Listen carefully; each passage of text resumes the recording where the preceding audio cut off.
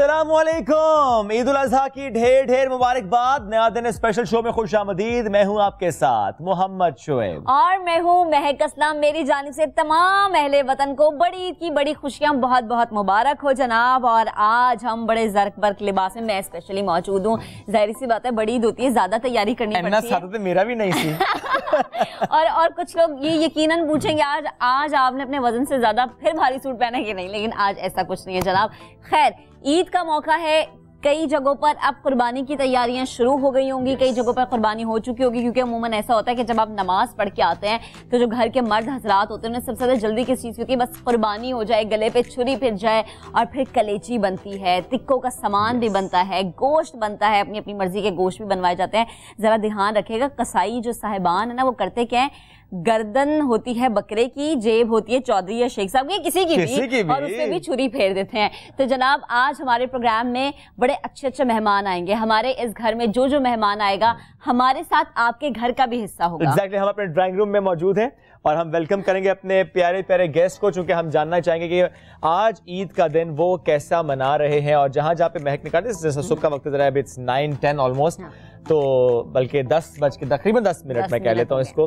और कुर्बानी जब हो रही है, और जिस तरह महक ने कहा, कलेजी सबसे पहले बनती है कलेजी। अब कलेजी बननी है कैसे, हमने आपको कल के शो में बताया था, तो आई होप कि आपने वो शो देखा होगा। अब आप सही वाली कलेजी बनाएंगे, अच्छी वाली कलेजी। जब वो कलेजी का नाम होता है, कलेजे में ठंड बढ़ जाती है, कलेजे में ठंड बढ़ने लगी। इस बार सबसे अच्छी बात यह है कि बड़ी ईद के इस शो के आगाज में महक ने मुझसे ईदी नहीं मांगी। हाँ, क्योंकि इस दफा शोएब मेरे घर गोश्त भेजेंगे, बना बनाया गोश्त, क्योंकि उन्हें पता है उनकी फुअर से एंकर में गोश्त नहीं बना था, इसलिए बनी बनाई चीजें। देखिए शोएब, कोई कैद नहीं है, आप मटन कुन्ना भेज सकते हैं, मटन कढ़ाई भेज सकते हैं, टिक्के भेज सकते हैं, कबाब, कले, जो दिल करता है ना। ये देखें नाज़रीन, ये इन्होंने कल जो पूरा शो किया, जिसमें बताया कि 200 ग्राम से ज्यादा प्रोटीन आपने पर डे खानी है, ज्यादा नहीं खानी। मैं कह रही हूँ इनमें से जो दिल करता है भाई, थोड़ा थोड़ा रख के खाऊंगी ना मैं। अच्छा, मैंने थोड़ा थोड़ा एक प्लेट। हाँ, एक प्लेट आप बना के भेज दें। एक प्लेट खाएंगी? हाँ, मैं और मेरी फ्रेंड जो है मिलके खा लेंगे, मेरे मियां भी खा लेंगे। चलें खूब जी, खाएं पिए, याशी करें। उसके साथ साथ जो आपने तकसीम करना है, सबसे पहले ज़रा आपकी कोशिश ये होनी चाहिए कि वो कलेजी बनने के बाद कि आपने वो जो पैकेट्स बनाने हैं, जो डिस्ट्रीब्यूशन है, वो बड़े ऐसे तरीके से सरअंजाम दें, क्योंकि जाहिर है गोश्त नहीं पहुंचता अल्लाह तक, बिल्कुल पहुंचता है तो तकवा पहुंचता है। और इस कुर्बानी का मकसद ही यही है कि बड़ी जो होती है ना, वो मुझे लगता है हमें दर्स देती है अपनी अना को कुर्बान करने का।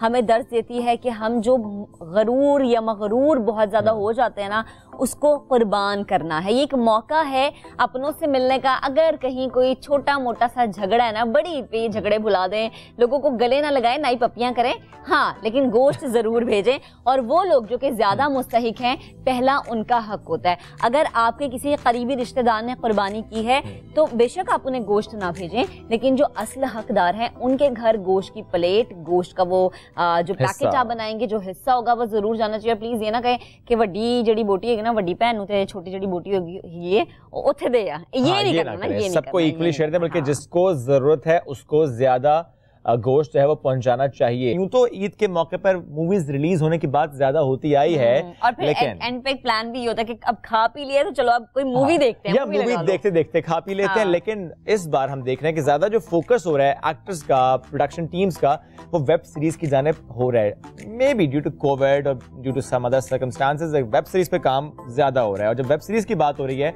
आज से 6-8 दिन पहले वेब सीरीज की जब मैं बात कर रहा हूं, तो कराची डिवीजन की पहले सीजन की एपिसोड्स रिलीज हुई हैं, और अब तक का जो रिस्पांस है बहुत जबरदस्त आया है। मैंने एक एपिसोड देखी है, कैसी थी? बहुत अच्छी है। आपके साथ बाकी देख लूंगा। नहीं, मैं तो लाहौर जाके अपनी फैमिली के साथ काम करेंगे। आप कह रहे हैं लाहौर में बैठ के कराची, लाहौर में बैठ के कराची की बात हो, क्या बात। लेकिन जब भी हम किसी भी मूवी की बात करते हैं, और अगर स्पेशली हम कराची की बात कर लें और उस पर किसी भी कराची के रिलेटिंग टॉपिक की बात करें, तो हमेशा कहा जाता है कराची के साथ बड़ा सतीलापन महसूस होता है। लेकिन इस दफा ऐसा नहीं है। मुझे लगता है यहाँ पर कराची के ऐसे इश्यूज को हाईलाइट किया गया और ऐसी चीजों के बारे में बात की गई जिन पर बात होना जरूरी है। अच्छा, मुझे लगता है कि जो हम न्यूज में अक्सर चीजें डिस्कस करते हैं ना, कि दुश्मन कौन है, जब बात ये हो रही है कि कहाँ से कौन किसकी डोर हिला रहा है, ये टॉपिक ऐसा है कि इस पर काम बड़े अच्छे तरीके से हुआ। और जिसने किया है काम वो आज हमारे साथ मौजूद है। पूरी कास्ट, तकरीबन पूरी कास्ट। बीच में एक दो लोग अभी ज्वाइन और करेंगे क्योंकि जाहिर है हमारा ड्राइंग थोड़ा छोटा पड़ गया, मेहमान ज्यादा थे। कुर्बानी में भी मसरूफ हो सकता है अंदर की हाँ, वो कलेजी पका के लाएंगे आपके लिए। बिल्कुल ठीक है, बिल्कुल ठीक है। घर की बातें होती है ना, घर की पप्पे कुटरी फौरन जाके दूसरों के सामने बोल देते हैं हमने वो काम किया कि हमारा ड्राइंग रूम छोटा है। हालांकि लोग कह रहे होंगे अच्छा खासा बड़ा ड्राइंग रूम, इनको हो क्या गया, हो जाता है कभी-कभी। कास्ट बड़ी है माशाल्लाह, बड़ी ईद है, बड़ी कास्ट है, बड़ी-बड़ी बातें करेंगे, वो कास्ट भी हमारे साथ कास्ट में। जनाब we have with us Shamoon Abbasi. अस्सलाम वालेकुम, ईद मुबारक सर। ईद मुबारक। Thank you sir. We have with us Imran Patel साहब, we have Hasam Khan, we have Mudassir Waqar. अस्सलाम वालेकुम, good morning. Thank you. Rafay Khan साहब आपको भी अस्सलाम वालेकुम एंड ईद मुबारक। थैंक यू जी। काशिफ जावेद साहब भी साथ मौजूद हैं। तो कैसे हैं आप सब ठीक ठाक हैं? हमारा ड्राइंग रूम कैसा लगे आपको? माशाल्लाह जी। सेटिंग अच्छी की है ना? बहुत अच्छी है। I love the carpet. भाई थोड़ा सा प्लीज इससे मुतालिक बताएं, वेब सीरीज पर ध्यान वाकई ज्यादा हो गया है? जी बिल्कुल, ध्यान लोगों का वेब सीरीज की तरफ इसलिए भी ज्यादा हुआ कि जब से कोविड का सिलसिला हुआ, जाहिर है आप बाहर जाने से आप काफी रुकावटें हैं, काफी एसओपीज के मसले हैं और सिनेमास को खोलने के भी प्रॉब्लम्स थे, तो ऑटोमेटिकली ये हुआ कि एक सिस्टम सा क्रिएट हो गया कि घर में ही बैठ के आप अपने आप को एंटरटेन करना चाहते हो। तो उसमें हमने ये सोचा कि जी बात ये है कि पाकिस्तान से अभी तक कोई ऐसी चीज क्रिएट नहीं हुई जो कि ग्लोबल स्टैंडर्ड की हो और वेब के लिए हो। ड्रामे बहुत अच्छे बनते हैं, फिल्म्स भी हमारी अच्छी बनने लगी हैं, लेकिन वेब सीरीज में अभी तक कोई ऐसी चीज नहीं आई थी, तो हमने वो आ गई है। और मुझे लगता है धूम मचा दी उसका पहला सीजन आ गया, धूम मचा रहे, तो अगले सीजन पर भी काम स्टार्ट हो गया जी। बस वक्तन फवक्तन हम ये कर रहे होते हैं कि हम जैसे सेकंड पे काम शुरू हो गया है। ओके। और जाहिर है अभी हमें ये भी देखना है कि एक हफ्ते में हमें पता तो चला है कि लोगों ने बहुत अच्छा फीडबैक दिया है, तो दे आर लविंग इट। और जो लोग नहीं भी बाहर से देख पा रहे उनकी भी बड़ी डिमांड है कि जी हमें देखना है ऑस्ट्रेलिया में, डेनमार्क में, यूके में, तो वो वीपीएन के थ्रू देख रहे हैं। और जिसको नहीं पता था कैसे आपने देखने, तो शमून भाई ने बता दिया, वीपीएन के जरिए आप देख सकते हैं। हम अपनी जुबान से कुछ नहीं कहेंगे, वे हमारे पास चल जाते हैं। शमून में थोड़ा सा मुझे इस वेब सीरीज के प्लॉट से मुतालिक पहले बताएं। प्लॉट ये कि जी हर शहर का अपना कोई ना कोई एक निजाम डेफिनेटली चल रहा होता है। आपको पता है कराची एक बहुत बड़ा शहर है, मतलब एक मुल्क है, कई मुल्कों से बड़ा शहर है। और कहते हैं कि मुआशी हब है, और जब मुआशी हब की बात करते हैं बहुत सारे लोगों की नजरें भी होती है इस पे। एग्जैक्टली। तो अब डेफिनेटली यहाँ पर बहुत डेवलपमेंट भी है, प्रोग्रेस भी है, लेकिन कहीं ना कहीं ऐसा भी है कि कुछ ऐसे भी अनासर होते हैं जो डेफिनेटली उस जगह को या किसी भी शहर को नुकसान भी पहुंचा रहे होते हैं, हम तबाह करते हैं। तो वो उस एंगल पे हमने जो है वो बेसिकली इसको हमने कलेक्टिवली देखा कि कोई एक ऐसी कहानी बने जिसमें लोगों को थोड़ा सा वो भी मजा दे। अच्छा, इसमें हमने सिर्फ ये नहीं किया कि हमने सिर्फ जो है वो बड़े कोई एंग्री लोग दिखाए हैं, इसमें कॉमेडी भी आपको मिलेगी, आपको इमोशन भी मिलेंगे। यानी अगर ये गैंगस्टर्स हैं तो हमने ये नहीं किया कि सिर्फ वो जी बस कत्लो गारत चल रही है, उनके इमोशंस भी दिखाए हैं कि मतलब वो रो भी रहे हैं और उनके साथ क्या क्या मतलब ह्यूमन जो साइकोलॉजी होती है वो हमने भी दिखाई है। तो और जिस तरह डिस्ट्रीब्यूट हुए हैं माशाल्लाह स्क्रिप्ट में लोग, आई एम सो ग्लैड कि एवरीबडी, ये जितने भी लोग यहाँ बैठे हुए और अभी कुछ लोगों ने आना है, उन लोगों ने अपने पार्ट को इतना स्ट्रांगली एब्जॉर्ब किया और उसको डेडिकेटेडली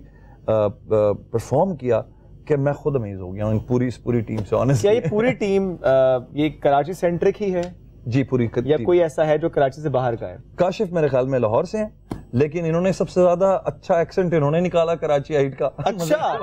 तो जनाब माहीन भी हमें ज्वाइन कर चुकी हैं और मेरे ख्याल से अब मेरी आवाज जरा सही तरीके से पहुंचेगी। आपकी आवाज कहाँ नहीं पहुंचती है?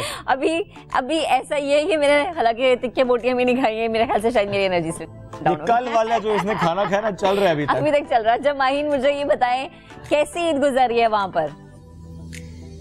बहुत अच्छी ईद गुजरी है। ऑफ कोर्स पाकिस्तान वाली तो कोई भी बात नहीं है, और यहाँ पे तो बल्कि छुट्टी भी नहीं है, सब लोग काम कर रहे हैं, तो वो वाला माहौल नहीं है, लेकिन हमने शाम को गेट टुगेदर रखा हुआ है जी, छोटा सा। जबरदस्त। वैसे छुट्टी वाली बात है ना, हमारा भी दुख और आपका दुख बिल्कुल सेम है कि हमें भी छुट्टी नहीं मिली। मेरा गम एक जैसा। अच्छा, मैं ये वेब सीरीज के हवाले से बात कर जाऊंगी। कितना मुश्किल रहा काम करना, क्योंकि सेट पे ना थोड़ी बहुत छोटी मोटी लड़ाइयाँ होती रहती हैं। मुझे एक्सपीरियंस है शुएब के साथ, क्योंकि लेट आता है, मैं जल्दी आ जाती हूँ, तो आप अपना एक्सपीरियंस शेयर करें। झूठी है। मैं अपना एक्सपीरियंस, मेरा एक्सपीरियंस इस पर्टिकुलर सेट पे बहुत अलग रहा है, क्योंकि इस सेट पे किसी के साथ कोई इख्तिलाफात, कोई प्रॉब्लम्स बिल्कुल भी नहीं हुए, बिल्कुल ऑपोजिट। अच्छे वाले बच्चे थे, अच्छे वाले बच्चे जी, सब अच्छे वाले बच्चे थे। और टीम वर्क बहुत अच्छा था। On a very serious note मैं आपको बताऊं, मैंने पहले जिंदगी में इस तरह के सेट पे मैंने कभी और इस तरह की टीम के साथ मैंने कभी काम नहीं किया। एवरीथिंग वाज वेरी प्रोफेशनल, हर चीज बहुत काम थी। मैं अमेरिका से आई और अगले दिन हमने काम करना शुरू कर दिया। तो बस एक छोटा सा जो प्रॉब्लम था वो था मेरा जेट लैग, वो कॉफी से सॉल्व हो गया था। लेकिन अदर देन दैट सेट का जो ओवरऑल एटमोसफियर था, एनवायरनमेंट था, जो टीम वर्क था, it was outstanding, extremely comfortable. तो किसी को किसी के साथ कोई मसला नहीं हुआ, ना देर से आना ना देर। Thank you Maheen, we love you. Clapping for the team जी, क्लैपिंग फॉर द टीम। वरना हल्का फुल्का मसला तो हो जाता है वैसे माहीन, होता है। कोई एक शख्स इस टीम का जिसकी वजह से आपको लगता है कि माहौल इसलिए इतना अच्छा रहा? If you have to take one name. I can't take one name. That would be Maheen, आप इसी सियासी जमात से ताल्लुक तो नहीं रखते? I'll tell you my personal favorite. My personal favorite is Sherry. शेरी शाह के लिए तालियां। क्या बात है। ओके, अगर इस इंडस्ट्री से किसी स्पेसिफिक एक्टर के साथ काम करने की चॉइस आप खुद क्रिएट करना चाहें तो कौन होगा? Who would that be? Anybody. I mean, all actors are amazing, but वाकई आप किसी पॉलिटिकल पार्टी से आपका ताल्लुक है, मुफाहमत की सियासत करती हैं आप, सबको खुश रखती हैं आप, सियासी जवाब दे रही हैं आप। ये तो या तो फिर मेरा ख्याल है हम कोई नाम ले लें। हम नाम ले लेते हैं। अगर आपके पास 3 ऑप्शन है कि आपने इनमें से जी आप इनके साथ काम कर सकते हैं। एक तो सबसे मशहूर है मोहम्मद शुएब। चुप हो जा शुएब, उन्होंने उठ के चले जाना है। मुझे बताएं, हुमायूं सईद, शान और फवाद खान। तीसरी ऑप्शन पे आपने शमून अब्बासी का नाम क्यों नहीं लिया? बात ही नहीं हो रही है। मैं कह रही हूँ इनके अलावा 3 ऑप्शन है, किसी एक ऑप्शन के साथ आपने काम करना है। उन्होंने तीनों के टॉप पे मुझे बिठा दिया। चलो who was the second one? Humayun Saeed and Fawad Khan, और बीच में कौन थे? शान।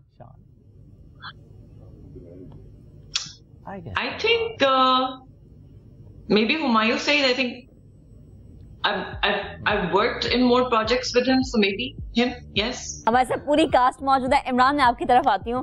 कैसा एक्सपीरियंस रहा आपका? क्योंकि जैसे वो तो बड़ी खुश रही ना, उन्होंने बड़ा एक सियासी सा जवाब दे दिया, लेकिन आपका जवाब सियासी नहीं होना चाहिए।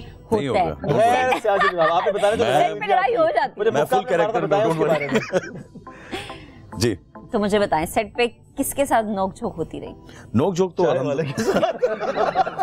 अल्हम्दुलिल्लाह इस जैसे कि माहीन ने भी कहा है और मैं भी वही कहूँगा, रिपीट करूँगा कि ये वाहिद सेट है। It's been almost around 15 years माशाल्लाह इंडस्ट्री में। ऑन एंड ऑफ मैंने काम किया, बहुत ज़्यादा भी काम नहीं किया। मतलब 15 साल में आप ये समझ लें कि शायद 2-4 साल अगर आप कंटिन्यूस अगर आप कहें तो मैंने उतना काम किया। वैसे ये होता है बाकी पड़े हम मैंने 15 साल सीनियर हो चुके हैं। हाँ, अगर एक लंबे अरसे में भी आप थोड़ा काम करें लेकिन क्वालिटी वाला काम करें, वो याद रखा जाता है डेफिनेटली। तो उसमें मैं ये कहूँगा कि जितना भी काम मैंने किया है और जितनी प्रोडक्शन हाउसेस के साथ किया है, जितने सेट्स में मैं गया हूँ, ये वाहिद सेट है जहाँ मतलब आप बैठे हुए चिल नहीं कर रहे, मतलब चिल कर रहे हैं लेकिन काम के साथ साथ। ओके, आपका टाइम वेस्ट नहीं हो रहा, हर चीज प्रॉपर है, खाना ऑन टाइम है, हर चीज, चाहे वो चाय की बात तो इन्होंने ऐसी की थी, एवरीथिंग। आपको कोई प्रेशराइज नहीं कुछ भी नहीं। इनफैक्ट शेरी जो हमारी मतलब इस कराची डिवीजन की प्रोड्यूसर भी हैं, and she is the head of the family you can say. तो वो sorry boss, head of the family है। तो she is so sweet and she is so sweet. वो Shamoon Abbasi, they used to take care of an actor. मतलब सिर्फ मैं ही नहीं, मतलब ये मैंने इनको फेस टू फेस भी बोला है, वैसे भी कहूंगा, मैं ऑन एयर बोलना चाहूंगा कि जितने भी आर्टिस्ट, चाहे वो मेन स्ट्रीम लाइन एक्टर्स हों, whether they are supporting cast, whether they are crew, सबका वो इस तरह से ख्याल रखते हैं as if that particular person is the superstar माशाल्लाह। और ये मैंने इनको बोला है, I used to feel like a superstar on set. Great. मतलब इतना पैम्पर मुझे पर्सनली कभी भी नहीं हुआ हूं मैं। तो ये मैं दिल की म्यूजिक मत देना प्लीज। असल में वो मेरी और काशिफ की एक म्यूजिक देते हैं, वो असल में काशिफ और हमारी एक कंटिन्यूटी, कोई भी इमोशनल कुछ इस तरह की बात होती है तो वो एक म्यूजिक अक्सर ना, मैं एक इमरान कोई भी ऐसी बात करता है ना, ग्रुप में भी करता है, तो हम पीछे से एक आवाज आती है म्यूजिक, तो इस तरह का कुछ एक म्यूजिक चलता है। बाकी ये कि आई मीन शमून के साथ सेट पे और कराची डिवीजन के सेट पे जितने भी साथ में हम लोग, काशिफ हो गए, मुदस्सिर के साथ भी पहले काम किया हुआ है, काशिफ के साथ पहले काम किया, हसाम के साथ फर्स्ट टाइम है और राफे भाई के साथ फर्स्ट टाइम काम कर रहा हूँ मैं। बट ऐसा लगा ही नहीं कि हम लोग फर्स्ट टाइम काम कर रहे हैं, बिकॉज उससे पहले ही हमारा मतलब ये कि हम लोग अपने कैरेक्टर में आ चुके थे ऑन व्हाट्सएप। ओके। और वहीं से एक हमारा शुरू, एक प्यार और मोहब्बत का सिलसिला शुरू हो चुका था। रिहर्सल वाले दिन ही शुरू हो गया था। रिहर्सल वाले दिन ही शुरू हो लेकिन जो चुका आप कह रहे हैं इनके साथ इतना काम किया, मुझे लग रहा है आपने तो बहुत ज्यादा काम अपनी आवाज पे किया है। मतलब आवाज पे भी साथ माशाल्लाह बहुत प्यारी आवाज, थैंक यू सो मच। बहुत प्यारी आवाज। मैं तो अब मैं फोकस नहीं कर रहा वो क्या कह रहे हैं, मैं आवाज थैंक यू सो आवाज मच। पे मेरा फोकस था। आवाज कितनी प्यारी। ये कि आवाज माशाल्लाह से इतनी प्यारी है कि कान में भी बात कर रहे हो ना, सामने वाले बंदे को पता चल जाता है क्या बात हो रही है। आप माइक भी ले लें, मैं फिर भी मेरी आवाज आ जाएगी। नहीं माशाल्लाह, वैसे नेचुरली आपकी बचपन से आवाज ऐसी है?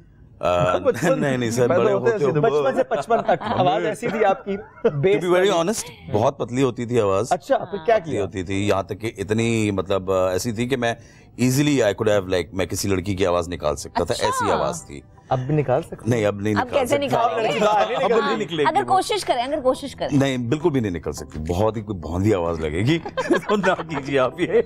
लेकिन ये कि वक्त के साथ साथ because due to the passage of time आप एक्ट करते करते और फिर ड्यू टू एज फैक्टर अब माशाल्लाह मतलब अब उस एज में नहीं हूँ मैं, I am not in my 20s। नहीं सर आई एम माशाल्लाह मतलब 40+। शेर बात कोई आपकी तरह नहीं कहता कि मैं बहुत छोटा हूँ। 40+ कह रहे हैं माशाल्लाह सर मैं इंशाल्लाह अभी 43 का होने वाला हूँ, 44 लग जाएगा मुझे। तो ये कि बस फिर तो दूसरा सवाल है इतना मेंटेन कैसे रखा हुआ है? बस माशाल्लाह, जबरदस्त जबरदस्त। एंड एक चीज यहाँ ऐड करना चाहूंगा कि मैं इंडस्ट्री छोड़ चुका था तकरीबन 4 साल पहले और अप्रॉक्स 4 साल से मैंने कोई काम नहीं किया मीडिया में। वंस एक कॉल आती है रात के 12 बजे माशाल्लाह से, और जब मैंने जैसे ही नाम देखा मैंने कहा बस अब मैं उठाऊं या नहीं उठाऊं, और ये काम सीधा नहीं हो सकता क्योंकि रात के 12 बजे एक तो कॉल आई है, ये काम सीधा हो ही नहीं सकता। तो मुझे 5-10 सेकंड लगे सोचने में और मैंने कॉल उठाऊं कि ना उठाऊं, आई कुडंट रेजिस्ट नहीं पड़ेगा क्योंकि जब शमून अब्बासी कॉल करे I couldn't resist, I respect him so much. Thank you. And ये कराची डिवीजन में जितने भी आप एक्टर से पूछेंगे, सबसे आप पूछें, it's all because of Shamoon Abbasi. और के ना मतलब I do care about the script and all because Shamoon भाई का लिखा हुआ है, लेकिन मैं यहाँ पे जो हूँ वो शेरी शाह और शमून अब्बासी की वजह से कराची डिवीजन। क्या बात है शमून भाई, ये जब नाम जहन में आना शुरू हुए इसको ये कैरेक्टर में देखना चाहते हैं, तो यही जो नाम सोचे वो नाम साथ आ गए या कोई ऐसा हुआ कि नाम सोचा था किसी और का लेकिन वो नहीं आ पाया? नहीं, मुझे लगा कि जैसे जैसे मैं लिखता गया, अच्छा मेरे जहन में ये सब लोगों के स्केचेस जरूर थे। अच्छा, ऑलरेडी थे कि मतलब कैसे किस टाइप के लुक के लोग मुझे चाहिए। अब काशिफ से मेरा, जैसे काशिफ जावेद से हमारी बहुत इंटरेक्शन है, लेकिन ये कि काशिफ से मौका नहीं लग रहा था कोई काम करने का। और हमेशा हमारी मुलाकात होती थी तो हम ये सोचते थे कि यार कोई करेंगे कुछ सही। तो मेरा हमेशा ये होता है कि एज ए डायरेक्टर अगर मैं कभी किसी के साथ कोई काम करूं, वो काम उस एक्टर के लिए फायदेमंद होना चाहिए, वो सिर्फ मेरे लिए फायदेमंद एज ए डायरेक्टर ना हो। उसका जो काम है वो शाइन करे और उसका कैरेक्टर निकल कर इतना आए कि कल उसकी पहचान बन जाए। तो इस तरह हुआ ये कि वो करते करते मुझे लगा कि एक एक करके ना फिर वो ये लोग ढलते चले गए उस रोल में, और आखिर में जब मैंने देखा तो वो बुके एक क्रिएट हो चुका था, खूबसूरत सा, and everybody has done it so well कि लगता ही नहीं है कि ये लोग वो लोग नहीं है। इनका मकसद सिर्फ कराची शहर को बर्बाद करना है और कुछ भी नहीं। एक छोटी सी ब्रेक लेते हैं। हाँ बिल्कुल, ब्रेक लेते हैं, ब्रेक के बाद दोबारा हाजिर होंगे और बाकी कैरेक्टर्स की बात भी होगी, सारी बातें करेंगे, कहीं नहीं जाना। तिक्के बोटियां ब्रेक में वापस लें अपनी प्लेट में, अभी हम वापस आते हैं इसके बाद।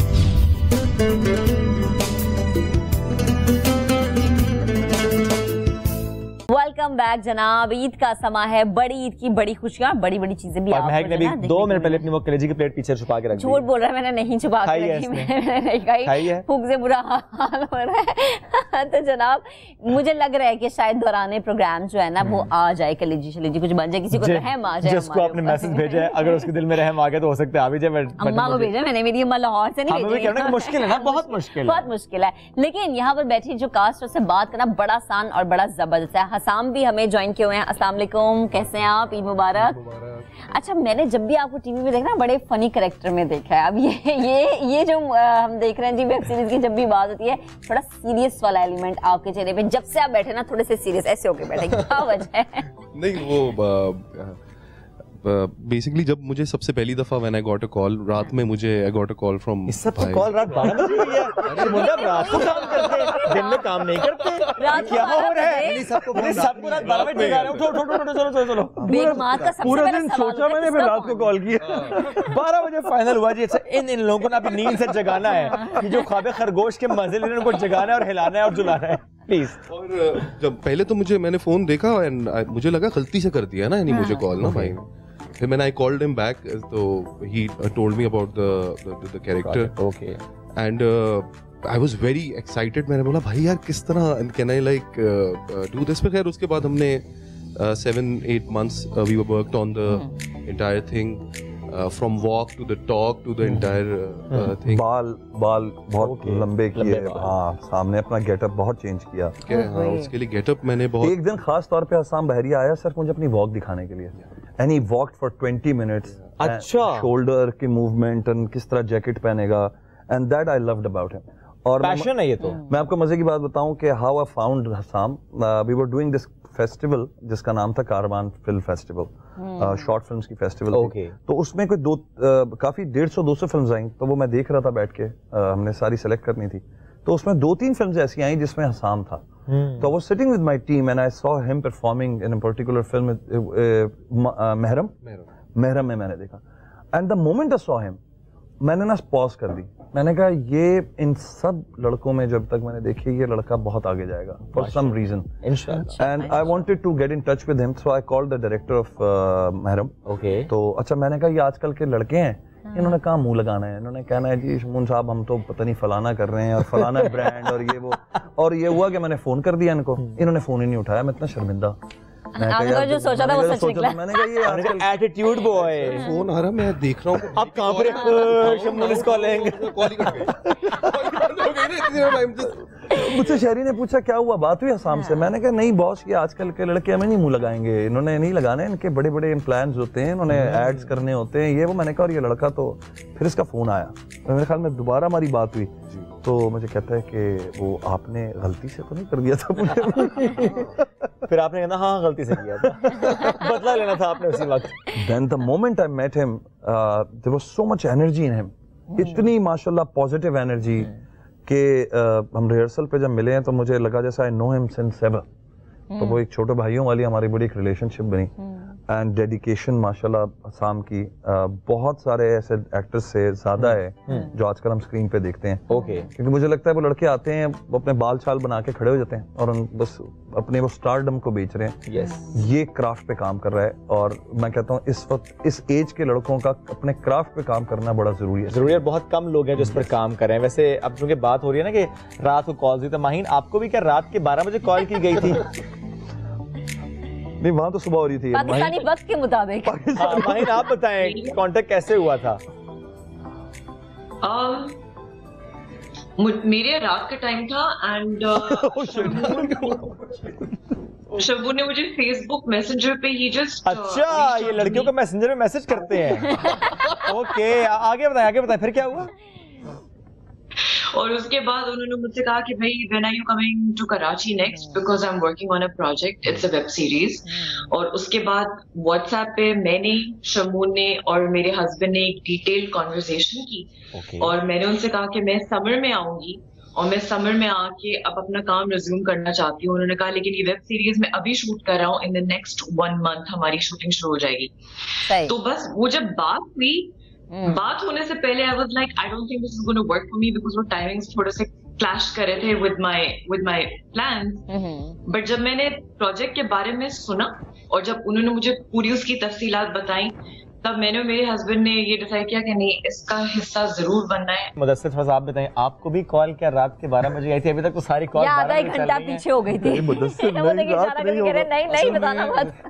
मेरा सिलसिला शमून भाई के साथ काफ़ी अरसे पुराना है, और एज अ डायरेक्टर तो नहीं, लेकिन हम लोगों ने एज अ को आर्टिस्ट हम लोगों ने काफ़ी काम किया साथ, कुछ टेलीफिल्म्स में भी काम किया। लेकिन शमून भाई हमेशा मुझे कहते थे यार तुम्हारे साथ कुछ स्पेशल काम करना है, लेकिन उसकी बारी नहीं आ रही थी। अच्छा। जब हम मिलते थे किसी इवेंट पे, इनकी फिल्म के प्रीमियर पे भी हम गए, तो वहाँ जब भी मुझे मिले, यार तुम्हारे साथ एक स्पेशल काम करना है, अब मुझे नहीं पता था कि वो स्पेशल काम किस तरह का होगा, और मैं खुद भी नहीं सोच सकता था कि ये किस एंगल में मुझे देख रहे हैं। राइट। क्योंकि मैं नहीं सोच सकता था कि मैं पुलिस ऑफिसर इंस्पेक्टर का कैरेक्टर कर सकता हूँ। तो वो कहीं मुश्किल इन्होंने मेरे लिए बड़ा आसान बना दिया, क्योंकि पैशन तो मुझ में था। तो लेकिन सबसे बड़ी बात ये है कि ये टॉपिक इतना सेंसिटिव था कि बहुत लोग चाहते थे कि इस टॉपिक पर वेब सीरीज या फिल्म बने, लेकिन वो बन नहीं पा रही थी।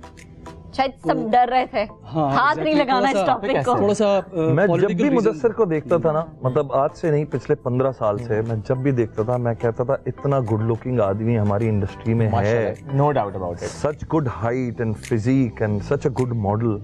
तो मैंने पहली बार जब इसको परफॉर्म करते हुए, मैं I was directing that show, I was an Eid show and I was directing it, मैं स्क्रीन छोड़ के ना आ गया मिलने से। मैंने कहा भाई हमारे पास अपना ऋतिक रोशन है, ये क्या कर रहा है इधर? तो उसने कहा बस आप करवाएं कुछ कर। तो मेरा ये सबसे वादा था कि हम कभी ना कभी कोई ना कोई बड़ा प्रोजेक्ट करेंगे। वो वादा आपने वफा किया, ये वाहिद वादा मुझे लगता है कराची के हवाले से जो वफा हुआ है। राफे आपसे भी मैं वही सवाल पूछूंगी, कॉल कब आई थी? 12 बजे? नहीं, मुझे ये सुबह से कॉल कर रहे थे, मैं इनको मिला रात के 12 बजे। निकला जैसे कॉल सुबह हुई, इनकी मुझे सुबह कॉल आई, मैंने सुबह उठ के देखा शमून की कॉल, इन्होंने मुंह मुझे 12 बजे लगाया, क्यों आई है? कम्युनिकेशन, मुझे ऑफिस जाना था क्योंकि मैं ऑफिस चला गया, वहाँ इनसे कांटेक्ट नहीं हुआ, फिर हमारा बात रात को ही हुई। अच्छा, बात रात को ही हुई है। सुबह से कांटेक्ट कर रहे थे, मैं रात को, आप रात को फ्री हुए? मैं रात को। क्रिएटिव इंसान जो है ना रात को वैसे ही ऐसे होते हैं जो रात को ज्यादा मुझे अपने कैरेक्टर के हवाले से बताएं। इसमें मैं एक SSP, police SSP, senior police officer का रोल कर रहा हूँ। मुमताज अली नाम है इनका, और आप जैसा कि आप लोगों ने देखा ही होगा, मुमताज अली और इस गैंग की, सलीम गुटका गैंग और तारिक मिर्जा गैंग की टसल लगी रहती है। ये मेरे जूनियर स्टाफ होते हैं, कोलीग होते हैं, और हम लोग इनके गैंग का पूरा एक्शन करते हैं और सब चीजें करते हैं। अच्छा। तो बहुत इंटरेस्टिंग है, बहुत अच्छा। और मुझे नहीं पता शमून ने मुझे इसमें कैसे कास्ट कर लिया। मेरी शमून की बहुत पुरानी दोस्ती थी, कभी इन्होंने मुंह नहीं लगाया। कैसे सोचा? तो नहीं कि हर शख्स के बारे में ना पहले से सोच रखा था कि किसी बड़े प्रोजेक्ट में आएंगे, इनके बारे में ऐसी सोच, वो मुंह नहीं लगाया, हाथ पकड़ के खींचा। और जब मुझे इन्होंने ये कैरेक्टर सुनाया तो मैंने कहा भाई कि मुझे देख के लिखा था, क्योंकि मुझे कुछ चेंज करना नहीं पड़ा इसमें, मैं जैसा था वैसे ही इसमें किया। मैंने कहा मुझे कुछ चेंज नहीं चाहिए, इवन हर चीज जैसे मैं घूमता हूँ फिरता हूँ वही दिया है। यानी आप चलते फिरते एक उन्हें कैरेक्टर मिल गए, उन्होंने कहा, इसीलिए फिर उन्होंने कांटेक्ट किया। एग्जैक्टली। काशिफ, आप मुझे बताएं, आपको दिन में कॉल आई, रात को बात हुई, रात को कॉल आई, दिन में बात हुई, और कैरेक्टर जो था, ये जब भी आप आवाजें भी निकालते, हाँ मैं तो निकाल मुझे कॉल नहीं आई। अच्छा, मुझे व्हाट्सएप पे मैसेज आया। अच्छा, और मुझसे ना डायरेक्टली डेट मांगी, काशिफ ये डेट्स हैं। मैंने मैसेज देखा, मैंने फौरन मैसेज किया, मैंने कहा शमून भाई यार किसी का मैसेज किसी और को तो नहीं कर दिया, मैसेज तो नहीं करती, इतने सारे दिन मांग लिए मुझसे।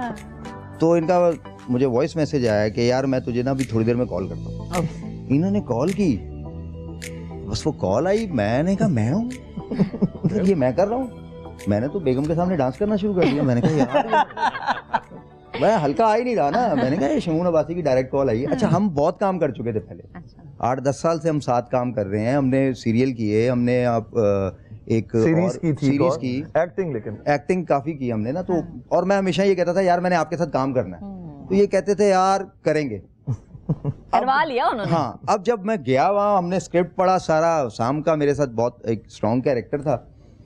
जब मैं स्क्रिप्ट पढ़ा, फिर असाम से मेरी बात हुई। असाम मुझे इतना मतलब लविंग लगा, और उसकी बातें इतनी मुझे मज़े की लगी कि मतलब वो ना, हम लोग ने डिसाइड किया कि हम लोग मिलेंगे और इसको पिएंगे, इसको पढ़ेंगे, इसको ये करेंगे। इमरान के साथ काम करने का एक्सपीरियंस था, मुदस्सिर के साथ नहीं था, राफे भाई के साथ नहीं था, इतना नहीं किया था काम मैंने पहले। लेकिन शमून भाई का जो कॉन्फिडेंस था ना, और जो मेरा फर्स्ट डे था, मैं फर्स्ट डे सेट पे पहुंचा, मुझे लोकेशन नहीं मिल रही। मैंने फ़ोन किया, मैंने कहा यार वो जनरेटर किधर है? कह रहा है मतलब आपको लोकेशन, मैंने कहा यार जनरेटर ही नहीं खड़ा हुआ, तो लोकेशन पे तो होना चाहिए ना। अब मैं पहुंचा, वहाँ पे सारी लाइटें जो हैं वो चार्जेबल। मैंने कहा अच्छा, मैं ऊपर गया, पहुंचा सेट पे, शमून भाई को करके दिखाया, यार मैं ऐसे करूँगा। शमून भाई ने कहा ऐसे करो, ऐसे करो, ऐसे करो, इसमें ये लफ्ज़ यूज़ करने हैं, अच्छा ये नहीं करना काशिफ, ये ओवर लगेगा। अच्छा, सब कुछ हुआ।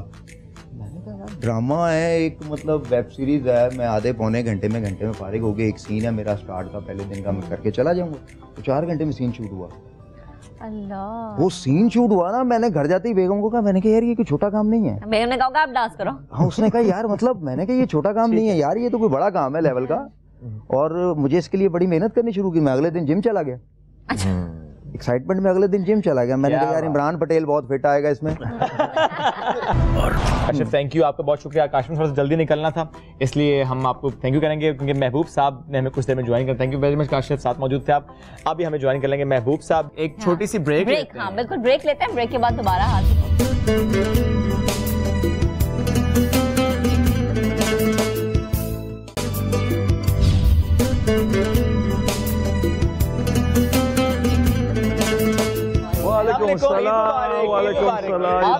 पहुंचे यार, मुझे असल में लेट इसलिए पहुंचा, घर पे मेहमान आए हुए थे, कुर्बानी चल रही थी, इस वजह से मुझे थोड़ा सा ये है वो शख्स जो कलेजी खा के आए हैं। काश आप ले आते कलेजी, तो मैं खा ही लेती आप बैठे बैठे। मुझे अंदाजा नहीं था कि यहाँ कलेजी का इंतजार हो रहा है। बाकी आप लोग कैसे हैं? अल्हम्दुलिल्लाह। इस सेट पे भी ऐसा होता है लेट पहुंचते हैं खाने के चक्कर में है? नहीं, ऐसा कभी भी नहीं होता। आपको पता है इवेंट जब ये ईद आती है तो बच्चे ये वो कहते हैं रुक जाए ना, आपका कुर्बानी के बाद ही जाएगा। तो मुझे बताएं कि इन्होंने आपको कॉल कितने बजे की? क्योंकि आज का सवाल ये है, कॉल कितने बजे आई? हर किसी को कॉल रात को कर रहे थे, दिन में भी कर रहे थे, तो बात रात को ही होती थी। अच्छा, रात में इनकी कॉल नहीं मुझे आई। मुझे ये थोड़े से मिडनाइट में करते हैं ना। ये थोड़ा बेहतर है। शमून के बारे में मशहूर हो गए, जब भी कॉल करेंगे रात को 12 बजे 12:30 करेंगे। बल्कि कॉल भी नहीं आई इनका, मुझे मैसेज आया कि महबूब भाई एक डेट, जिस तरह के अभी काशी बता रहा था आपको, मैं सुन रहा था, तो फलां डेट को हमने एक जो करना है तो प्लीज। तो मैंने कहा ठीक है, डन है। तो पहले तो हम लोग इनके साथ, मैं मतलब मेरे लिए ये बहुत बड़ी बात है, मैं शमून के साथ काम कर रहा हूँ। हमने उससे इस सीरीज से पहले हमने जो फर्स्ट टाइम जो किया था, मेरा जो एक्सपीरियंस था, वो एक हमने फिल्म की थी इकट्ठे, वार,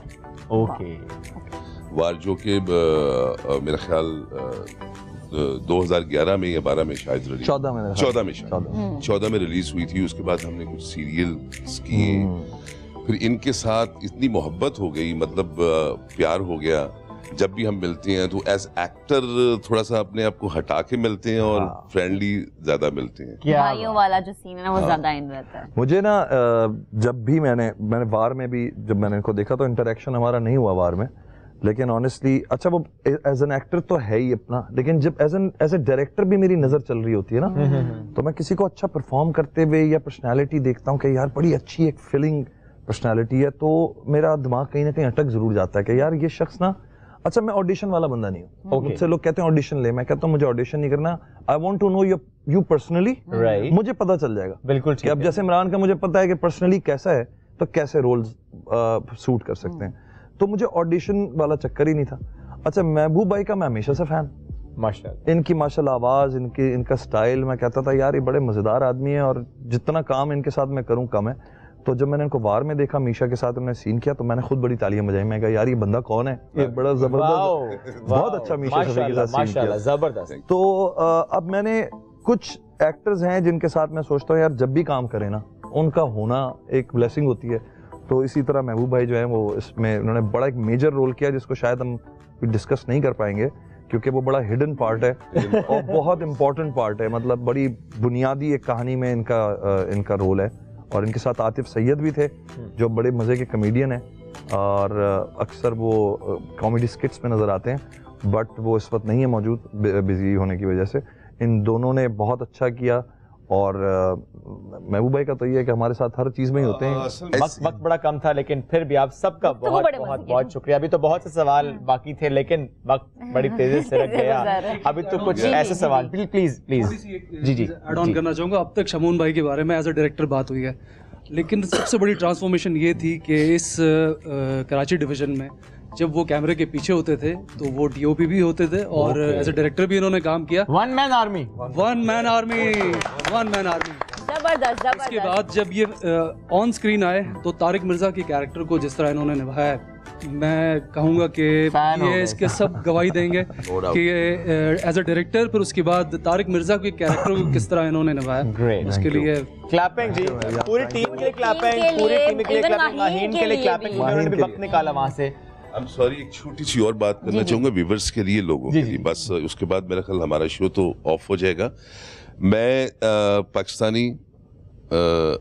से बाहर रहने वाले जितने भी उर्दू बोलने वाले लोग हैं, हमारे मुस्लिम गैर मुस्लिम, एक बार कहना चाहूँगा कि केडी को एक बार ज़रूर देखें। सिर्फ उर्दू बोलने वाले नहीं, मैं तो कहता हूँ सब देखें। नहीं, मतलब जिनकी हम उसके बाद आएंगे, सब टाइटलिंग पे आएंगे, ये उसमें भी अरेबिक में भी होगी और इसमें फ्रेंच में भी होगी इंशाल्लाह विद द हेल्प ऑफ, फिर इम्पैक्ट आएगा। बट लेकिन एक दफा जरूर देखें, एक दफा जरूर। आज आप सबने देखनी है, जो हमें इस वक्त देख रहा है, आज आपने देखी स्टार्स प्ले पे। बिल्कुल ठीक है, यानी 7 बारबेक्यू और 7 कराची डिवीजन का season 1। Thank you very much, मुबारक वंस अगेन माइन, आपका बहुत शुक्रिया। नाज़रीन, एक ब्रेक के जाने पड़ेंगे, वापस आएंगे, स्टे विद अस।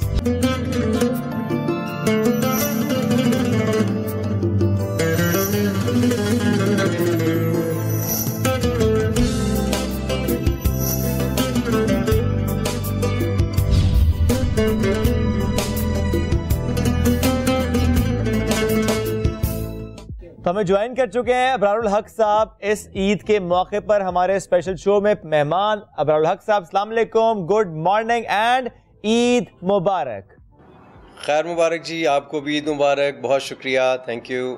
अच्छा अबरार, मुझे ये बताएं कि ईद का पहला दिन है और पहले दिन अमूमन जो मर्द हजरात होते हैं वो घरों में होते हैं, कसाई का इंतजार हो रहा होता है, बड़ी जल्दी होती है कि जल्दी से कुर्बानी हो जाए, लेकिन आप दफ्तर में मौजूद हैं। कैसे भाभी ने इजाजत दी कि ईद के पहले दिन आप दफ्तर जाएं? ईद पे चूँकि हम बहुत सारे जानवर जो है वो कुर्बान करते हैं, इज्तिमाई कुर्बानी होती है और बहुत सारे जानवर यहाँ पे पहुँच चुके होते हैं, तो वो एक बार इंस्पेक्शन भी करना होता है कि भाई उनकी सेहत कैसी है इनको यहाँ से भिजवाने से पहले, क्योंकि दूसरे और तीसरे दिन भी कुर्बानी चल रही होती है, तो इसलिए मैं ईद पे ज़रा बिज़ी होता हूँ, इसलिए यहाँ पे हूँ। अच्छा अबरार भाई, प्लान क्या होता है गोश्त की तकसीम के हवाले से? खुद जाते हैं मुस्तहकीन में, टीम जाती है, क्या होता है, क्या होगा, आज का प्लान क्या है? हमारा तरीक़ाकार ये होता है कि हम पहले से लिस्ट्स बना लेते हैं उन लोगों की जो जिनको ज़ाहिर है कम मिलता है सारा साल मौका कि वो गोश्त खा सकें, और पहले से पता होता है कि कहाँ कहाँ ये मुस्तहकीन हैं मुख्तलिफ़ इलाक़ों में, तो उसके बाद फिर उस तरह से उसकी तक़सीम जो है वो अमल में आती है। बड़ा एक साइंटिफिक तरीका, बिकॉज अभी काफ़ी अरसा हो गया हमें, तो हमें फेयरली आइडिया हो जाता है। यूजुअली हम 2 या 3 टीयर्स फार्मूला बना लेते हैं, डिप्टी कमिश्नर से भी जो है डिफरेंट डिस्ट्रिक्ट्स जो होते हैं उनसे राय ले लेते हैं कि जो लिस्ट है क्या ये दुरुस्त है, और आप इंश्योर कर दें कि वाकई ये लोग जो हैं ये डिज़र्विंग हैं। तो इस तरह से ये हम गोश्त की तकसीम करते हैं, और इस बार हिलाल अहमर के प्लेटफॉर्म से भी हम 10,000 जानवरों की कुर्बानियाँ दे रहे हैं, और वो भी पंजाब के मुख्तलिफ डिस्ट्रिक्ट्स के अंदर हम तकसीम जो है वो कर रहे हैं, और मुख्तलिफ ट्रक्स में जो कि ठंडा रखते हैं गोश्त को, उसमें 5-5 kg एक फैमिली को जो है वो हम दे रहे हैं। हज़ारों फैमिलीज़ बन जाती हैं, तो उम्मीद है इंशाल्लाह अल्लाह ताला में इसका अजर देगा। और हमने ट्रांसपेरेंसी को इंश्योर करने के लिए ये 3 टियर 4 टियर फार्मूला बनाया, जिसमें कोऑर्डिनेटर होता है, एक लोकल ब्रांच मैनेजर होता है, फिर जो स्टेक होल्डर्स हैं लोकल उनको भी इन्वॉल्व कर लिया जाता है, नोटेबल्स को, और उनके ज़रिए लिस्ट्स बना के डिप्टी कमिश्नर से वेरीफाई करा लेते हैं हम, ताकि मुस्तहक़ीन तक पहुंच जाए। सो ये एक अच्छा तरीका हुआ, जिसके बाद हमें अच्छा रिस्पॉन्स आ रहा है कि उन लोगों को भी मिल रहा है जिनको पहले कभी नहीं मिला गोश्त। ज़बरदस्त। अच्छा, हमने देखा कि कोविड के बाद गोश्त की तकसीम करना ये खासा एक मुश्किल मरहला बन गया, क्योंकि लोग जो हैं वो शायद ये चाहते हैं कि खुद ना जाएं और घरों में लोग आ जाएं और एक लाइन बना के उन्हें गोश्त तकसीम कर दें। आपकी नज़र में ये कितना मुश्किल अब हो गया है और क्या तब्दीली आई है? इस चीज़ को मद्देनज़र रखते हुए अगर हम ये कहें कि SOPs पे कहीं अमल दरामद हो रहा है और कहीं नहीं हो रहा, तो यकीनन आप तो इस चीज़ के हक में बात करेंगे कि SOPs को भी सामने रखना है। पेंडेमिक के बाद ज़ाहिर है कि इज्तिमा जो है उस तरह से करना मुनासिब नहीं होता। उसके लिए हम SOPs जो हैं वो पहले से गोल दायरे लगा देते हैं मुख्तलिफ़ जगहों पे, उनको SOPs के बारे में बता देते हैं कि लोग जब आएंगे तो इस तरह से बैठेंगे और उनके पास ख़ुद जा के हम वो उनके इनफैक्ट आने से पहले ही वहाँ पे वो ढेरियाँ लगा दी जाती हैं और वो जाते ही अपनी अपनी उसके ऊपर बैठ जाते हैं नशिस्त पे। तो कोशिश हम करते हैं कि SOPs को हम फॉलो कर लें जिस कदर भी मुमकिन हो सके, लेकिन बाज़ औक़ात फिर भी जो हमारी कौम ऐसी आपको पता ही है, तो वो किसी जगह पे जो है उसको बदएहतियाती भी हो जाती है। हम अपने तौर पे ज़रूर कोशिश कर रहे होते हैं। और हिलाल अहमर के प्लेटफॉर्म से खुशखबरी ये आपने एक ज़िमनी में आपको बता दूं कि पिछले जो 1-1.5 साल में हमने कारकर्दगी दी, इसमें 15 दिन में अस्पताल बनाया और 9 लाख लोगों को मुहाफ़िज़ फ़ोर्स के ज़रिए खाना दिया। तो उन्होंने 192 कंट्रीज़ में से सबसे पहले शॉर्ट लिस्ट की 3 ममालिक जिन्होंने सबसे अच्छी कारकर्दगी की थी, और फिर एक थर्ड पार्टी को IFRC ने ये कॉन्ट्रैक्ट दिया कि वो तीनों से इंटरव्यू करके असेस करे कि सबसे अच्छा काम किसका था। तो उस थर्ड पार्टी का मुझे फ़ोन आया, हमने उनको बताया कि हमने इस तरह से काम किया, तो उन्होंने अल्हम्दुलिल्लाह हमें फ़र्स्ट करार दिया है। पूरी दुनिया में पाकिस्तान का नाम रोशन हुआ है हिलाल अहमर के प्लेटफॉर्म से कि हमने सबसे अच्छा काम पूरी दुनिया में किया। और फिर उसके बाद 7 मिलियन CHF में से उन्होंने right of first choosing Pakistan को दे दिया कि पहले आप बताएं कि अभी वैक्सीनेशन के लिए आपको कितने पैसे चाहिए, बाकी हम रेस्ट ऑफ द वर्ल्ड को डिस्ट्रीब्यूट कर देंगे। तो ये भी हम सब लोगों के लिए हमारी टीम ने बड़ी मेहनत की, हमारे लोगों ने, हमारे वॉलंटियर्स ने, कोई थोड़ी सी मेरी भी मेहनत थी, थोड़ा सा विजन था। सो अल्लाह का शुक्र है कि हम पूरी दुनिया में हिलाल अहमर के प्लेटफॉर्म से फ़र्स्ट आए हैं इस दफ़ा पाकिस्तानी कौम की खिदमत करने में। शुक्र है अल्हम्दुलिल्लाह। सो इसका भी मैं क्रेडिट हमारे वॉलंटियर्स को दूंगा, हमारी टीम को दूंगा। सो सारे पाकिस्तान को मुबारक भी दूंगा इस पर। अच्छा अबरार भाई, ये भी बताएं कि बचपन में ईद कैसी थी, कितनी दिलचस्प थी? क्योंकि जाहिर है जब ईद की बात हो तो ईद तो बच्चों की होती है। अगर बड़ी ईद की हम बात करें तो उसमें ज़ाहिर है जानवरों की देखभाल करना, उनसे प्यार मोहब्बत करना, रस्सी थाम के बाहर ले जाना, गली में फहराना, किसी और जगह पर ले जाना, बल्कि दोस्त यार इकट्ठे होकर निकलते हैं अपना अपना जानवर लेकर कि चलें ज़रा सैर करवा कर लाते हैं। तो क्या आप जिद करते थे वालिदैन से कि 10 दिन पहले, 15 दिन पहले या महीना पहले आप बकरा या बैल लेकर आएँ? आप ऐसा करते थे? एग्जैक्टली मैं यही कहने वाला था कि उस वक्त की ईद में अब भी बड़ा फ़र्क है। उस वक्त जो हम बकरे से एसोसिएशन डेवलप कर लेते थे ना, तो ईद वाला दिन बड़ा थोड़ा सा मग़मूम होता था कि ये जा रहा है, हमसे रुखसत हो रहा है, क्योंकि उसके सींग पे हम तरह तरह की रिबन्स लगा रहे हैं, उसकी खिदमत कर रहे हैं, बार बार उसको थोड़ी थोड़ी देर के बाद हम उसको कुछ ना कुछ खिला रहे होते थे और उसको हम लेके चलते थे। फिर हम उसको एक दूसरे के साथ मैच करते थे कि मेरा बकरा, इसकी चाल ज़्यादा अच्छी है, ये मस्तानी चाल वाला है, ये फ़लाँ वाला है, इसके सींग ज़्यादा मज़े के हैं। और फिर वो कलर्स और सारे उसके साथ तस्वीरें बनवा रहे होते थे बकरों के साथ। तो वो एक और चस्का था उस ईद का यकीनन। और वो जानवर की ख़रीदारी का जो था, वालिद साहब के साथ जाना और ले कर के आना, तो वो सिर्फ एक रिवायत थी कि नबी पाक सल्लल्लाहु अलैहि वसल्लम के लिए एक अलग बकरा लेना है, बाकी अपनी फैमिली के लिए एक अलग लेना है। तो वो बात कुछ और थी, सच पूछे तो वो फीलिंग्स ही फ़र्क थी। लेकिन डेफिनेटली आहिस्ता आहिस्ता हमें फिर चीज़ों का पता चला कि असल में तो ये एक बहुत बड़ी कुर्बानी थी हज़रत इस्माईल की, और वो हज़रत इब्राहीम अलैहिस्सलाम से जो मुंसलिक है, और वो फिर पता चलना शुरू हुआ तो उसका पर्सपेक्टिव थोड़ा सा चेंज हुआ। और ये हमें अपने बच्चों को ज़रूर बताना चाहिए कि हम ये क्यों करते हैं। ज़बरदस्त, बहुत अच्छा पैगाम है, बहुत अच्छा मैसेज है, और यकीनन आपके तवस्सुत से हमारे प्लेटफॉर्म से जितने भी लोग हमें देख रहे हैं वो इससे सीखेंगे। बचपन की ही बात करते हैं, कभी ऐसा हुआ कि जानवर से इतनी उनसियत, इतनी मोहब्बत हो गई हो कि जब कुर्बानी हुई हो तो आप रोए हो, या वालिदैन से कहा हो कि इस जानवर की जगह कोई और जानवर हम ले आते हैं, उसकी कुर्बानी दे देते हैं, इसको 1 साल के लिए मजीद मेरे पास रहने दें? अगर कोई भी एक ऐसा वाक़या तो प्लीज़ शेयर कीजिएगा। ऐसा होता था, हर ईद पर ही ऐसा होता था, वो हमारे तसव्वुर में भी नहीं होता था। अच्छा, और फिर जब 2-3 दिन रह जाते थे तो फिर हम उसको देखना शुरू हो जाते थे, हाय 3 दिन के बाद ये चला जाएगा, फिर हम क्या करेंगे, ये तो सारा मज़ा हमारा चला जाएगा। उसको अजीब अजीब नज़रों से देख रहे होते थे, खिला रहे होते थे, प्यार कर रहे होते थे। और वाकई वो वाला दिन जो था ईद का, जब वो ज़िबा हो रहा था, कई बच्चे तो दूर हट जाते थे, उसको देख नहीं सकते थे ज़िबा होते हुए। लेकिन वो हमें घर के बड़े बताते थे कि कोई बात नहीं है ये, फिर वो पूरा वो किस्सा सुनाते थे हमें हज़रत इब्राहीम वाला और फिर कुर्बानी वाला। मगर छोटे बच्चे रोते भी थे, कोई शक नहीं है कि जब हम छोटे होते थे तो मैं तो बहुत सेंसिटिव था, तो मैं ज़रा ज़्यादा परेशान हो जाता था, मुझे याद है। और वो जानवर, वो बैल तो हम कभी नहीं लाए, लेकिन बकरे होते थे और वो उसके साथ चूँकि हम बड़ा कंफर्टेबल भी होते थे। कई मारने वाले बकरे भी होते थे उनमें से, और उनको फिर बड़े बताते थे कि किस तरह प्यार करना है, किस तरह उसके पास जाना है। और फिर जब 2-3 बकरे होते थे तो वो उछल के एक दूसरे के साथ टकरा रहे होते थे, वो भी एक बड़ा मज़े का वो सीन होता था। फिर बड़े कहते थे नहीं नहीं ना लड़वाओ, सींग टूट जाएगा, सींग टूट गया तो कुर्बानी नहीं होगी इसकी, फलां। वो मैं इस तरह बातें पता चलती रहती थी, इसका सींग टूट गया तो इसकी कुर्बानी नहीं हो सकती, वगैरह वगैरह। तो वो ज़रा फ़न था, वो फ़न टाइम।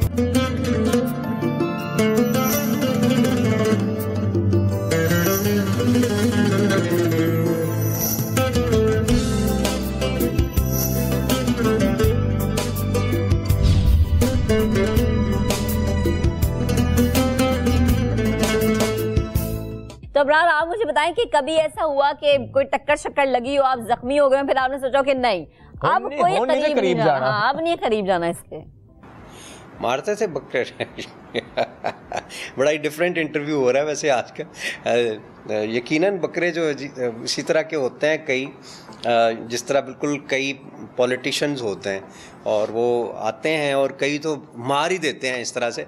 तो वो बकरे की भी अपनी तबीयत का बकरा होता है, कोई किसी पार्टी से ताल्लुक़ रखता है, लेकिन हमें पता नहीं होता कि वो जब बिहेव करता है तो पता चलता है कि ये किस नज़रिए का बकरा है। फिर उसके करीब ज़रा लोग कम जाते हैं, लेकिन ऐसे लड़ने वाले बकरे का अक्सर गोश्त मैंने सुना बड़ा अच्छा होता है और ताकतवर होता है, और जो वो खाता है उसकी तबीयत पे भी उसका असर ज़रूर होता होगा कि वो जनाब उसके अंदर एक वो ताकत आती होगी। नहीं अबरार भाई, ऐसा लग रहा है कि हमारी जो गुफ्तगू है ना वो सियासी बकरों की जानिब चली गई है। दोबारा जरा वापस आए, ईद की तरफ आए, इस कुर्बानी की तरफ आए। आप जरा हमें ये बताएं। वैसे उन सियासी बकरों की भी कुर्बानी होती है, वक्त पड़ने पे उनकी भी गली में गर्दन पे छुरी चलाई जाती है। कई बार हो जाती है कभी।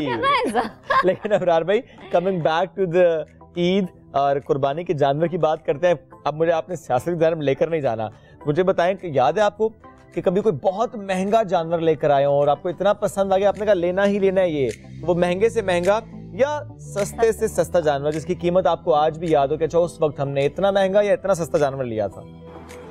असल में ये डिपार्टमेंट घर वालों का होता था। सब सच पूछें तो मैंने कोई ऐसा दौर नहीं देखा जब मैंने टीवी पे चलती हुई ये ख़बर ना दिखी हो या अपने वालिदैन से ना सुना हो कि उफ़ तौबा, बकरे इतने महंगे हो गए हैं, ये तो ख़रीद कुव्वत ख़रीद से बाहर हैं, ये तो बहुत ही बड़ी महंगे हो गए, फ़लाँ आम आदमी तो बेचारा इसको ख़रीद नहीं सकता।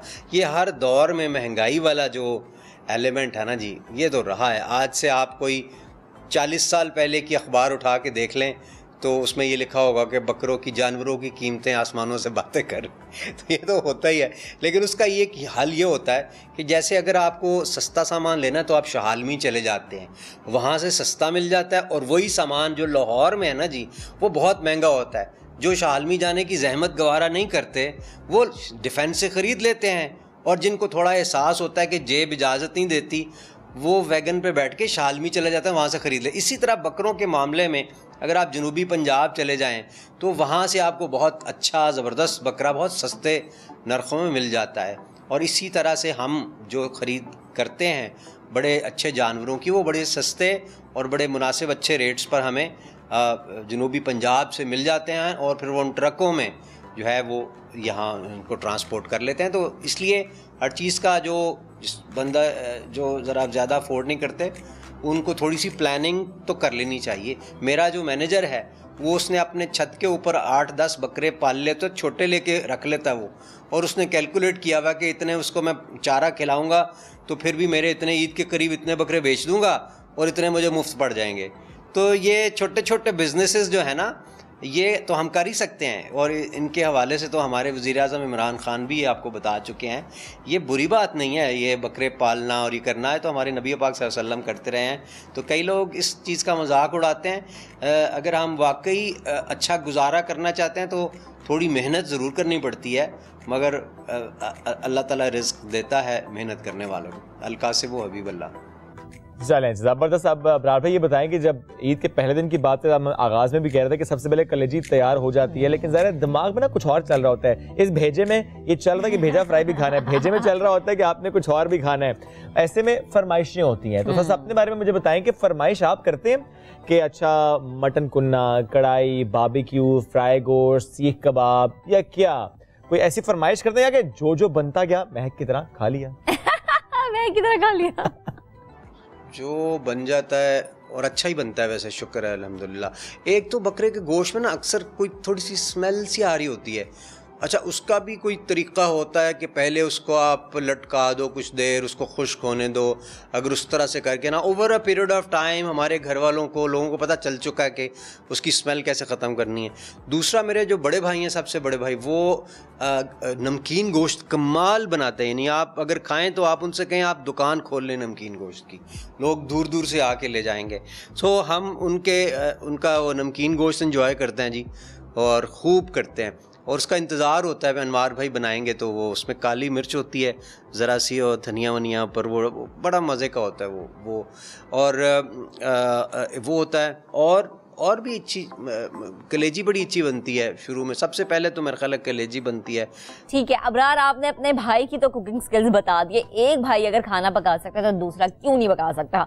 मुझे बताएं कि आपको खाना पकाने का शौक है, या कभी भी कुछ भी आपने बनाया हो? क्या ऐसा शौक आपको हुआ हो कि यार मैं आज कुछ बना के खिलाता हूँ, भावें सड़ ही जाए लेकिन खिलाऊंगा जरूर है?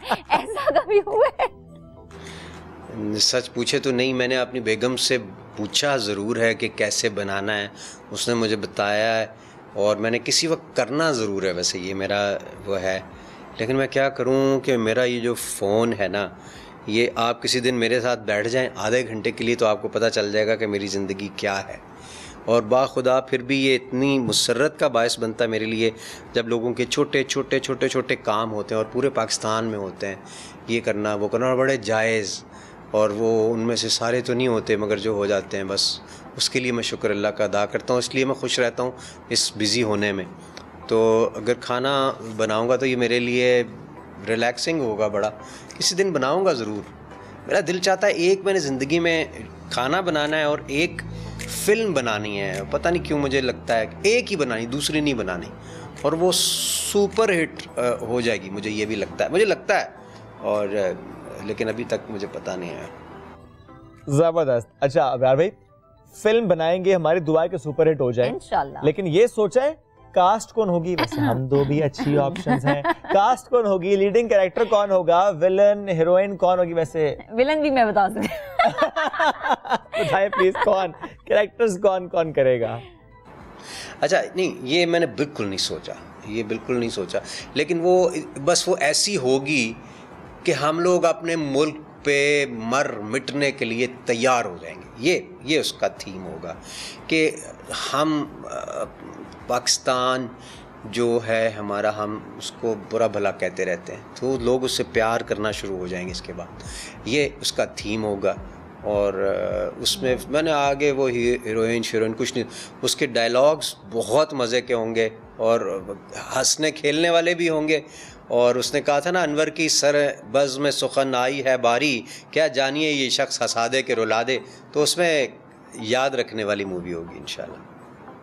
सही। अच्छा, फिल्म जो है जैसे आपने बताई है तो लग रहा है कि काफी याद रखी जाएगी, काफी अरसे तक कहा जाएगा कि जनाब लॉलीवुड में एक वो फिल्म बनी थी ना, वैसी फिल्म दोबारा अभी तक नहीं बनी। लेकिन जब हम कभी भी किसी मूवी की बात करते हैं, सबसे ज्यादा जो चीज, गाने जो कि पहले हिट होना शुरू हो जाते हैं मूवी आने से पहले भी, तो गाने क्या आप खुद गाएंगे और क्या आवाम को आपकी आवाज़ एक दफ़ा फिर से सुनने का मौका मिलेगा? क्योंकि जो मेरी अम्मा और खाला है ना, वो आपके वो पुराने वाले गाने आज तक सुनते ही हैं, तो मैं उनसे कहूँगी अब नए आगे तो आप नए सुनते 3 गाने तैयार हैं मेरे, इंशाल्लाह एक एक करके रिलीज़ करूँगा, आपको मज़ा आएगा, आप सुनेंगे। एक की तो वीडियो भी बन चुकी है, so I hope you will like them. we're waiting for the right time. जबरदस्त जबरदस्त, यानी अब ये कि अब हम अबरार के नए गाने भी मोबाइल में सुन सकते हैं। वो है ना पंजाब में जो गाने सुनते होते थे, हम मेला वेखन आइया एंड किन्ने किन्ने जाना है बिल्लो दे कार। चले मेरा तो ख्याल है कि सुनेंगे क्यों, सुन ना लिया जाए कुछ। हाँ, मैं यही बिल्कुल उन्हें कहने लगी थी कि थोड़ा सा बिल्कुल चुन्ना मुन्ना सा आने वाले गानों का अगर टीजर हो जाए तो हमारा जो ये ईद का समा है मजीद जो है तड़का लगे मौसीकी का। You don't seem to know I love you, baby. I can love you more than anybody else, I mean it. Oh, I can love you more than anybody else, I mean it. यानी के सानू तेरे नाल प्यार हो गया, साडा दिल बेकरार हो गया। पाकिस्तान सानू तेरे नाल प्यार हो गया, साडा दिल बेकरार हो गया।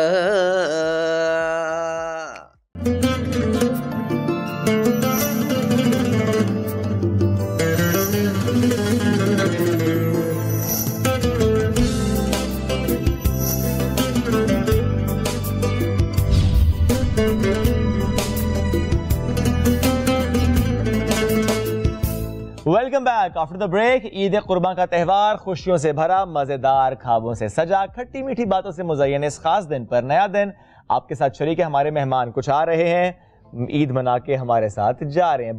बड़े खास मेहमान हैं ये। और अगर हम मेहमानों की बात करें तो देखते ही देखते करोड़ों दिलों में घर कर जाने वाली अपनी खूबसूरत शख्सियत, खूबसूरती, नर्म शख्सियत और एंटरटेनमेंट स्किल्स के बायस सोशल मीडिया पर छाई रहने वाली एक इन्फ्लुएंसर की अगर मैं बात करूं, she is a model, she is an actress now, जन्नत मिर्जा की हम बात करें। और जब हम जन्नत मिर्जा का नाम लेते हैं तो बहुत सारे जो लोग हैं ना कहते हैं ओ हमारी फेवरेट टिकटॉकर आ रही है। टिकटॉक पे सबसे ऊपर है जन्नत मिर्जा, ऊपर है जनाब, सबसे ज्यादा फैन फॉलोइंग इनकी है। तो जनाब जन्नत हमें ज्वाइन कर चुकी है। अस्सलाम वालेकुम जन्नत, ईद मुबारक, कैसी हैं आप? ईद के क्या क्या प्लान्स हैं?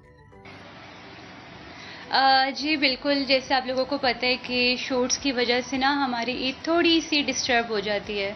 तो हमारा जो ईद की तैयारी होती है वो हम 1 महीना पहले कर लेते हैं, अपने कपड़े वगैरह। तो इस दफ़ा ईद पे हमारा प्लान है कि हम लोग स्कर्दो को एक्सप्लोर करें। अपनी फैमिली के साथ मैं स्कर्दो जा रही हूँ और बस ये ईद जल्दी से गुजरे तो हमने तीसरे चौथे दिन स्कर्दो चले जाना है। तो ये मेरा प्लान है इस दफ़ा। अच्छा Jannat, you are a star now. अब मतलब माशाल्लाह ला तादाद लोग यहाँ पे फॉलो करते हैं, पाकिस्तान से बाहर। You are a star now, तो एज अ स्टार ईद कितनी डिफरेंट है?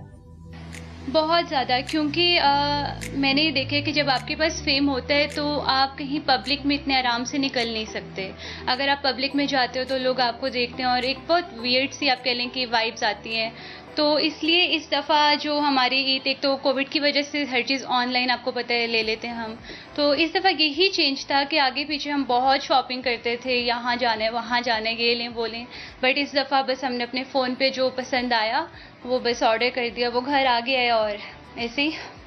ज़बरदस्त। अच्छा, अक्सर स्टार बनने के बाद जिंदगी में तब्दीली आ जाती है, जैसे श्रेप स्टार बने तब्दीली आ गई, तो आपके साथ भी ऐसा ही कुछ हुआ? कोई तब्दीली आई देखने में? तब्दीली इतनी कुछ खास तो नहीं आई अपनी फैमिली को लेके, बट हाँ हम जब बाहर जाते हैं, जैसे मैं बाहर जाती हूँ तो तब थोड़ा सा मुझे आपके लिए अलर्ट रहना पड़ता है कि कोई मुझे देख रहा है तो कोई वीडियो ना बना ले या कोई इशू ना आ जाए। तो बस ये थोड़ा सा चेंज आया कि अब हम बाहर बहुत कम निकलते हैं। पहले हम बहुत ज़्यादा आउटिंग, शॉपिंग, इस चीज़ की मैं बहुत शौकीन थी, बट अब वो थोड़ा सा कम हो गया है, क्योंकि आपको पता है कि हमारी एक पर्सनल प्राइवेट लाइफ थोड़ी कम हो जाती है जब आपके पास फेम हो। तो सोशल मीडिया प्लेटफॉर्म्स, आप सबसे ज्यादा पसंद की जाने वाली स्टार हैं। फिल्मी दुनिया में भी हम देख रहे हैं आप कदम रख चुकी हैं। सोशल मीडिया से एक्टिंग, ये सफर कितना दिलचस्प रहा? बहुत ज़्यादा, क्योंकि जब से आप कह लें कि मैं इस फील्ड में आई हूँ जहाँ सोशल मीडिया और आप कह लें कि फिल्म इंडस्ट्री है, तो मेरी लाइफ एक बहुत ज़्यादा चेंज हो गई है। पहले मैंने जैसे कि बात की कि अपनी फैमिली में रहना और मैं जो थी मैं एक अपने कमरे में बंद रहती थी ज़्यादा, और मैंने अपने फ़ोन यूज़ कर लेना, टीवी देख लेना, पढ़ाई कर लेनी। बट अब क्योंकि मेरे फैंस हैं और उनको भी मैं चाहती हूँ कि वो मुझसे डिसअपॉइंट ना हो कि जन्नत तो बिल्कुल टाइम नहीं देती ये वो, तो मैं हर जगह एक्टिव रहती हूँ, बात करती हूँ, और मुझे बहुत अच्छा लगता है कि इतने लोग मुझे जानते हैं, इतना प्यार करते हैं। तो बस उनकी खातिर मैं अपने आप को इस जो ये मेरी फील्ड है इसमें मैं बहुत टाइम दे रही हूँ और बहुत इसमें इंटरेस्ट ले रही हूँ।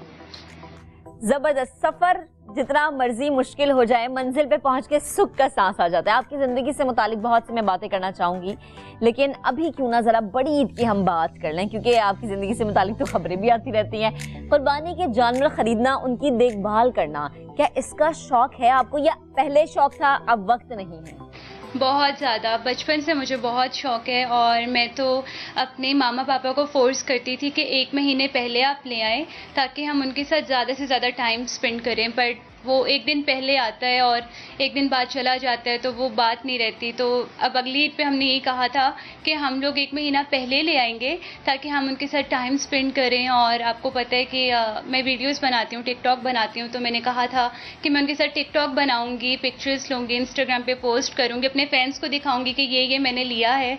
तो अब देखें नेक्स्ट टाइम वो मानते हैं कि नहीं, बट होपफुली मैं मना लूँगी।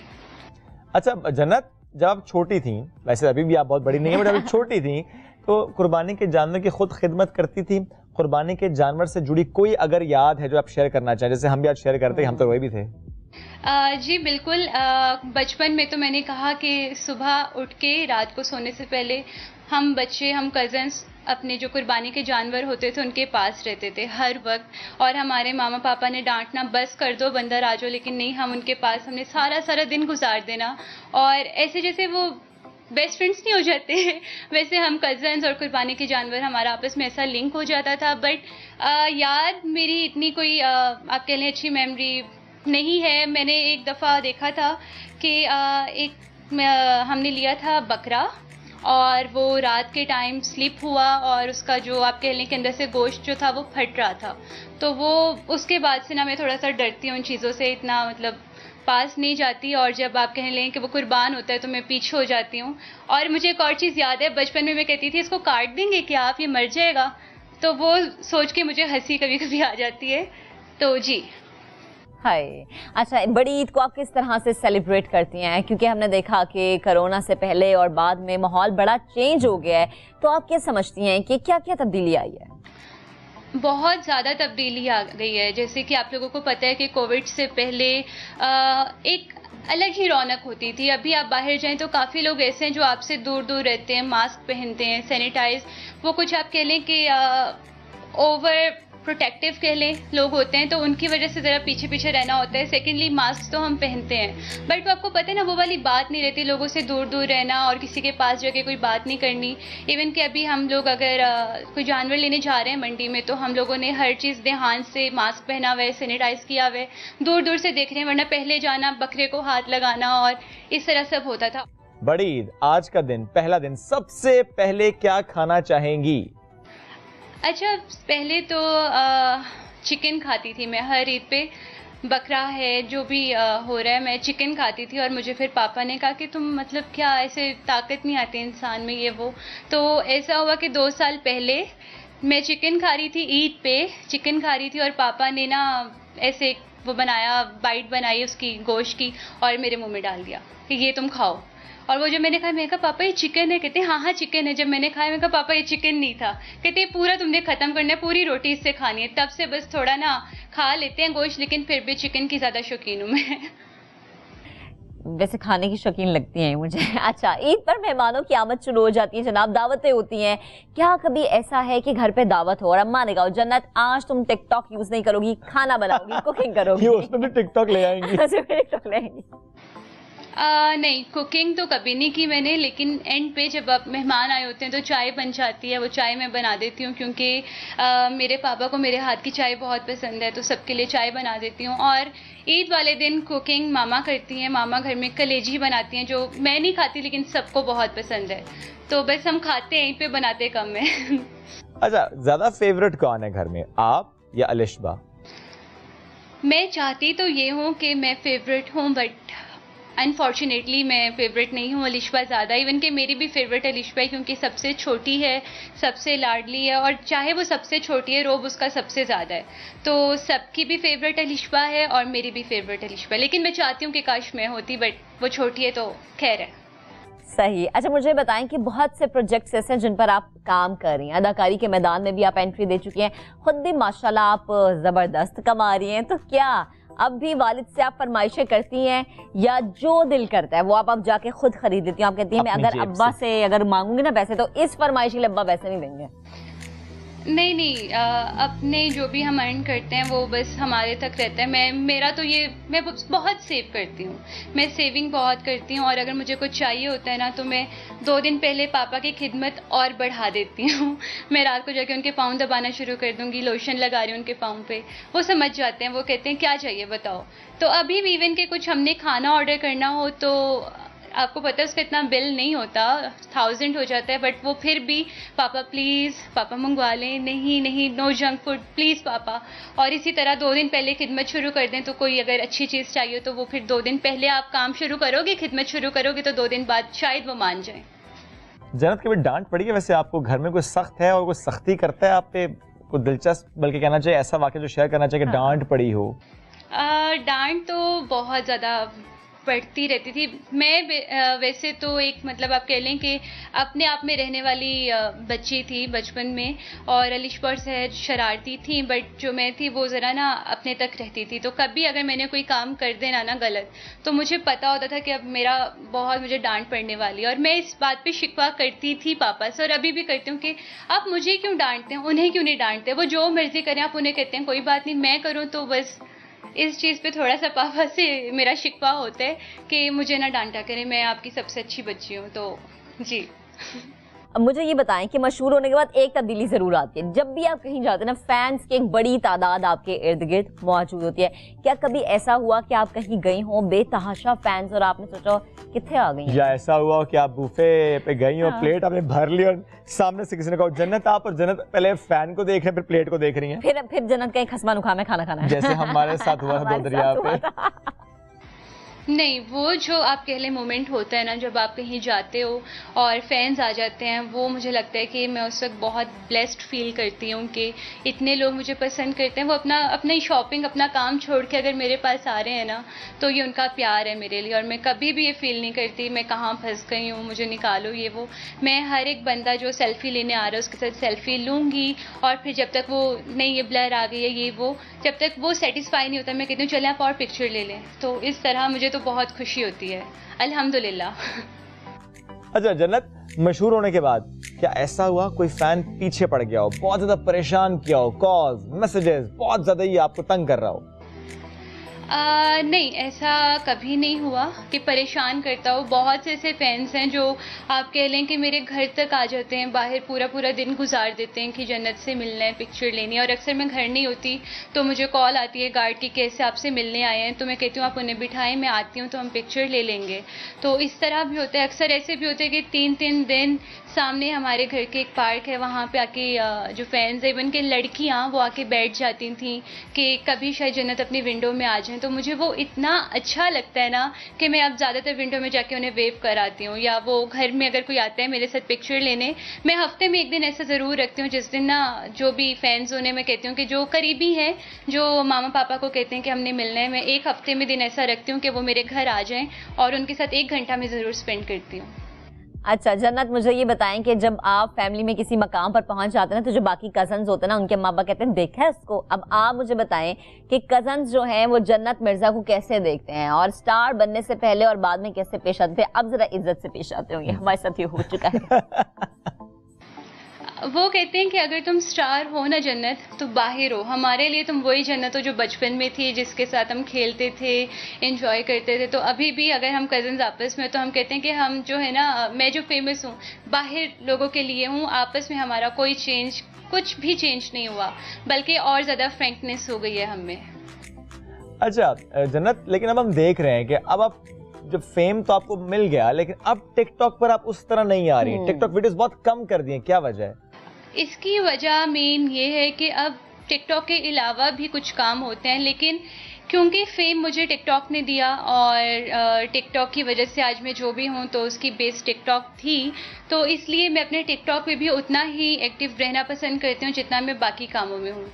तो मेरा ये दिन में मेरी कोशिश होती है कि मैं 2 से 3 वीडियोस पोस्ट कर दूँ, क्योंकि मेरे जो फैंस हैं वो वेट कर रहे होते हैं। अगर मैं 2 दिन एक्टिव ना रहूँ तो मुझे मैसेज आना शुरू हो जाते हैं, आप कहाँ हैं, क्या कर रही हैं, कुछ लगा नहीं रही, पोस्ट करें ना।